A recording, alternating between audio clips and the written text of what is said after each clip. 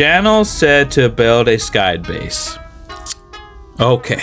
Soon as I joined, there was a player in need of my vengeance. I swung the bat at GEF like I was Ted Williams and made a home run. Then I John Wicked a couple GEFs and knocked in their teeth with my bat.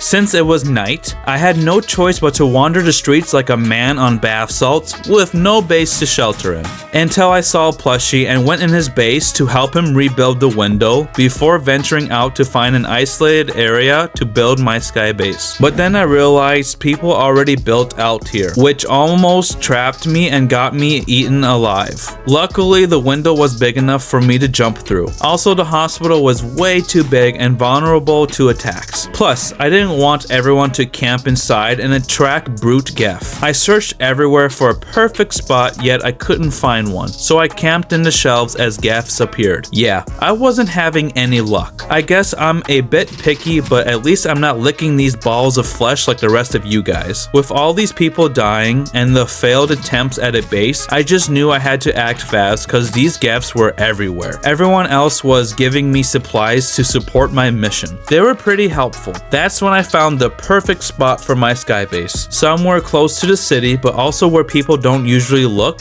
until they see the massive base in the sky. First, I had to make stairs so people can walk up into the base. I know what you're thinking. But Def, couldn't someone just use crowbar to knock it down, my Pookie Bear? Of course someone could, which is why I make it thick as Nicki Minaj later, idiots. GEFs tried stopping me that night. After winning, I started building the base from the side first. I know it looks weird right now, but this is the start of something legendary. Spending another day building again while everyone dropped by to see how it was going. So far, my base was starting to look like a face hugger. With so much progress, the flesh balls were jealous and attacked me, trying to get a bite of my blue flesh so they can turn into blue balls. They all took turns coming in my space, covering me with their juices as I busted all over their faces with my bullets. Despite their efforts, I was yet again victorious.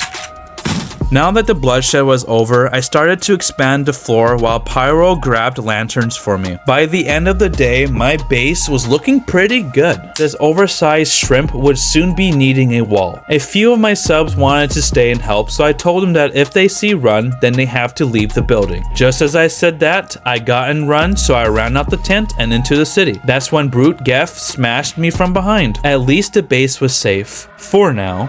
Then I saw someone's base under attack and cleared it out, just to realize they were stuck in there and were using the GEFs to free themselves. Oops. More people joined and started expanding the base with me, showing me how important the community is, but since there were more people coming, that means problems as well. Like all the GEFs that were hungry, and we were all sitting ducks. Most of them died, and I was surprisingly still alive. Since the stairs were thin, I told everyone to help me make it very thick so it all doesn't come falling down. Day 6 was time for the wall so that the nest can cradle us during the cold nights. The wall was looking pretty good, and for some reason someone became a GEF and watched us creepily. As long as they weren't attacking, I was fine with it. Doesn't mean I won't murder them though. Yeah, he tried getting away but failed. Then I saw Pancake's long, hard, thick thing on her head. Probably a unicorn horn. Also, here's an eagle-eyed point of view of how many GEFs spawns each night. Just for Candy to build a tall-ass wall. No, I was not going to build it that high. Instead of wasting his build, I used it to make ramps so that the walls can be done quicker. I'm not going to waste an opportunity, and neither were they. With the wall finally completed, it was time for the roof, which was going to take longer to do than the walls. Plank after plank, tier after tier, tissue after lotion, I was able to complete the first layer before night fell. Everything was going great until someone brought Big GEF to the building. Like I said, time and time again, when that happens, the planks will despawn eventually. So for the love of God, devs, if you are listening, get rid of this issue. I promise you the game will be much better for everyone. This is the apocalypse, baby. Let buildings be destroyed so that people can show their creativity. Anyways, for now the sky base looked like a foot. What do you guys think? Let me know in the comments. But it wasn't done yet. So that night we defended the base and it was pretty easy, not gonna lie. Next day we decided to make it look like a frog. So I started on the eyes while they did the mouth. Then I got and run and had Daddy Geff chase me in the woods. It's easy to evade him by using the trees to slow him down. So if y'all want to join my game, make sure to do that or hide in a mini house of planks. It's actually pretty fun seeing him leave in disgust. He really does not like blue people. What a racist. For some reason, I wanted to make legs. I guess my ADHD kicked in. That night, I stayed in the hut and fortified the inside.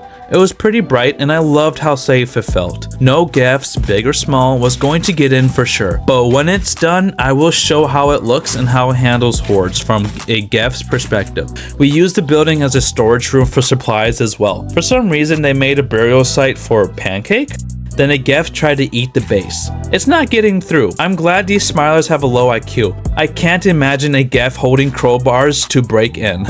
Now that the base was done, I turned into a Geff so you can see it in all angles. What do you guys think it looks like? Personally, I tried to make it look like a chubby wolf, but I was just freeballing here. If the planks never despawned, I would have had no problem with making a person. Anyways, now it's time to test how strong the base really is. When the horde came, Hitchum stayed outside to show how much of a badass he was, while the other Geffs attacked the neck, which was the weakest part of the base. It actually did pretty well with barely any damage. Since Crayon died, we started building him a grave. Before you go, I wanted to say thank you for watching the video. It's been one hell of a journey and I can't wait to see what we build next. Let me know in the comments what to build and I will try to do it. Anyways, have a great day and see you in the next video, assholes.